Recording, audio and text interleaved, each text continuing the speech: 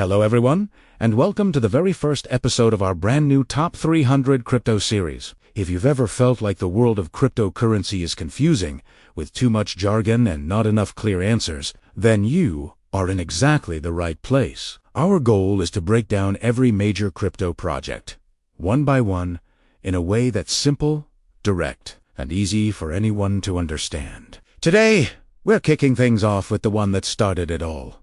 The king of crypto. The number one cryptocurrency in the world by a huge margin. Bitcoin. By the end of this video, you will have a solid grasp of what Bitcoin is, how it actually works under the hood, what gives it value, and why millions of people around the globe put their trust in it. So, grab a seat, and let's dive into the fascinating world of Bitcoin. So, what exactly is Bitcoin? Let's start with the basics. Bitcoin is a digital currency, sometimes called electronic cash. It was created back in 2009 by a mysterious person or group of people using the pseudonym Satoshi Nakamoto. To this day, nobody knows who Satoshi really is. But what they created was revolutionary. Unlike the money we use every day, like the dollar or the euro, Bitcoin isn't controlled by any single entity. There's no government printing it, no central bank managing its supply, and no big corporation like Visa or MasterCard processing its transactions. It operates on a groundbreaking technology called the blockchain. Imagine the blockchain as a massive, public, digital ledger-like, a giant, shared spreadsheet that contains a record of every single Bitcoin transaction ever made. This ledger isn't stored in one place. Instead, it's copied and spread across thousands of computers all over the world. This makes it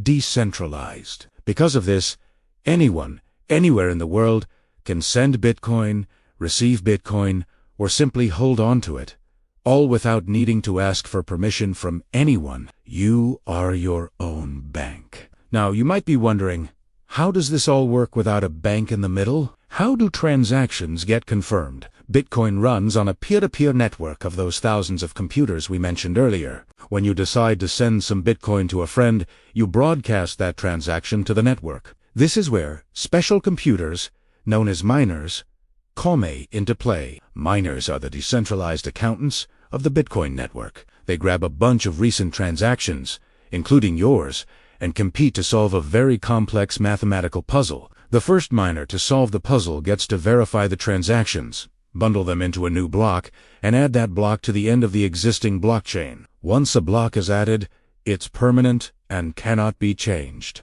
This chain of blocks is what gives the blockchain its name. This elegant system of mining and verification is what makes Bitcoin incredibly secure. It's designed in such a way that trying to cheat the system, like spending the same Bitcoin twice or creating fake coins, is practically impossible. Hacking the entire network would require an unimaginable amount of computing power, making it one of the most secure systems ever created. Okay, so it's a secure digital currency, but why does it have any value? This is a question many people ask. Unlike government-issued money, which is backed by the trust in that government, Bitcoin's value comes from a combination of different factors, rooted in mathematics and economics. First and foremost is scarcity.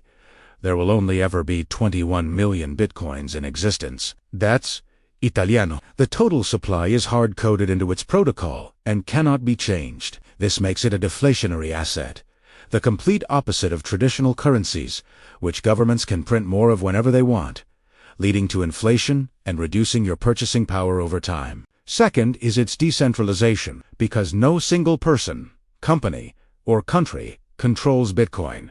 It is resistant to censorship and seizure. Your Bitcoin cannot be frozen by a bank or devalued by a government's policy decision. This gives people a powerful sense of financial sovereignty. Third, it's global and permissionless. Anyone with an internet connection can use it anywhere in the world. 24/7. You don't need a bank account, you don't need an ID, and you don't need to fill out any forms. This makes it incredibly useful for people in countries with unstable financial systems or for sending money across borders without high fees and long waits. And finally, it's protected by the power of cryptography and mathematics, not by fallible people or institutions. Many investors see Bitcoin as digital gold, a reliable store of value for the digital age, a way to protect their wealth from economic uncertainty. The combination of this fixed, limited supply and a constantly growing demand from individuals and institutions is the fundamental driver behind Bitcoin's price appreciation over the years.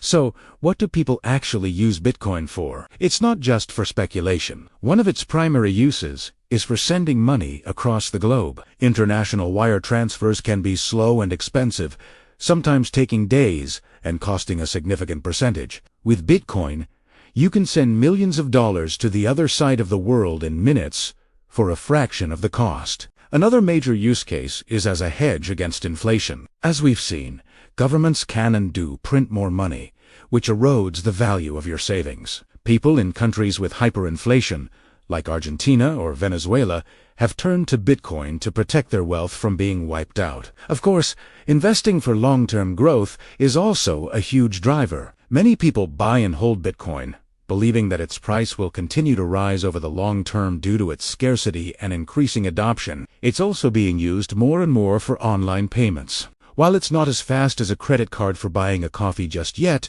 a growing number of online merchants accept it. Some nations have even gone a step further. El Salvador, for example, made Bitcoin legal tender, meaning it's an official currency of the country alongside the US dollar. Let's talk a bit more about Bitcoin mining, because it's the engine that keeps the whole network running. Mining is not just about creating new Bitcoins. It's the process that secures the network and confirms all transactions. Miners use powerful, specialized computers to solve those difficult mathematical problems we talked about. It's essentially a race. The first miner to find the solution gets the right to add the next block of transactions to the blockchain. As a reward for their workforce spending money on electricity and powerful hardware, they are rewarded with a certain amount of brand new Bitcoin. This reward is how new Bitcoins enter circulation. But here's a crucial detail. This reward gets cut in half approximately every 4 years in a pre-programmed event known as the halving. When Bitcoin started, the reward was 50 BTC per block. It has since halved multiple times, and the current reward is much smaller. This halving process makes Bitcoin increasingly scarce over time and ensures that the final Bitcoin won't be mined until around the year 2140. Historically, these halving events have been followed by significant increases in Bitcoin's price. The price history of Bitcoin is nothing short of extraordinary. When it first launched, a single Bitcoin was worth less than a penny. Early adopters were mining thousands of them on their home computers. In 2010, the first real-world transaction famously took place. 10,000 Bitcoins were used to buy 2 pizzas. Today, that would be worth hundreds of millions of dollars. Over the years, its value began to climb. It hit $1, then 10, then 100. The first major bull run happened in 2017 when the price shot up to nearly $20,000, grabbing mainstream media attention worldwide. After a subsequent correction, it entered another massive rally, eventually smashing past $60,000 in 2021. Of course, the price is famously volatile, with big swings up and down. But despite the volatility, the long-term trend has been consistently upward. Many investors believe that because of its fixed supply and network effects, its price has the potential to continue rising significantly in the future as it becomes more widely adopted as a global store of value. So what does the future hold for Bitcoin? Well, what was once a niche interest for cypherpunks and tech enthusiasts is now firmly in the mainstream. Major publicly traded companies like MicroStrategy and Tesla have added Bitcoin to their balance sheets. The world's largest asset managers, like BlackRock and Fidelity, now offer Bitcoin ETFs, making it easy for anyone with a brokerage account to get exposure to it. Banks are building custody solutions, and governments are creating regulatory frameworks. Bitcoin is rapidly integrating into the traditional financial system, becoming a legitimate and recognized asset class. Its fixed supply is a mathematical certainty. Its network is the most secure and decentralized in the world. As more people, more companies, and even more countries begin to use and trust it. Many experts believe Bitcoin is here to stay and will play an incredibly important role in the future of finance. And that's a wrap on Bitcoin. We've covered what it is, how it works, why it's valuable, and its journey so far. Hopefully, This has given you a clear and simple foundation to understand the #1 crypto. Thanks so much for watching the first episode of our Top 300 Crypto series. In our next video, we'll be exploring the world of Ethereum, the second largest cryptocurrency and the platform that brought smart contracts and decentralized applications to the world. Make sure you subscribe and hit that notification bell so you don't miss it. We're going to cover every major crypto project, making sure you have all the knowledge you need to navigate this exciting space. See you in the next one.